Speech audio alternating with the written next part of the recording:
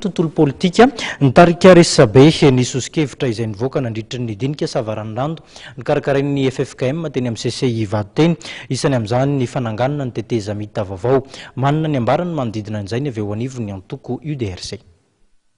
Sy fotoana ivereny an-dalana izao fa tokony hirosona amin'ny fifidianana araky ny hevitry ny UDR-C. Io nambara ministry ny rano reboza Julien manoloana ny soso-kevitra samy hafa mivoaka tamin'ny dinika savaranonando izay nataon'ny FFKM teny Ivato ny herinandro lasa teo.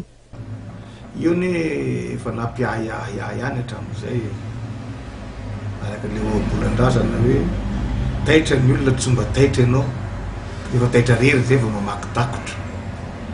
Taloha ny FFKM tokony nanao an'izany natsony izy niefa na ny feu de route aza ny antso azy de tsy nety ry zareo izy ihany malala ny antony kefa miroso ny olona fa hiditra ny fifidianana voana amin'ity krizy ity zay hoe ndao indray anao tetezamita vaovao tsy kilalaon-jaza ny raharaham-pirenena mialatsiny amaray mandreny ara-panazy ireo fa sanatriny zany ve dia ataon'ny mpanao politika tsy ampy averigura fitaovana ny FFKM hakana fitondrana moramora fotsiny. Manaiky ny tokony hanaovan'ny FFKM amin'ny fampihavana-pirenena kosa nefa andriamatoa reboza Julien saingy ny tsy mpiandry-mpanao politika ity tsy fa tsy vita ao anatin'ny fotoana fohy ny fampihavana-pirenena fa ilaina fotoana misimisy kokoa. Ilaina kosa ny isian'ny filoha vidim-bahoaka hoy izy ahafahana manarina ny toe-karena ary mamerina ny famatsiam-bola iraisam-pirenena.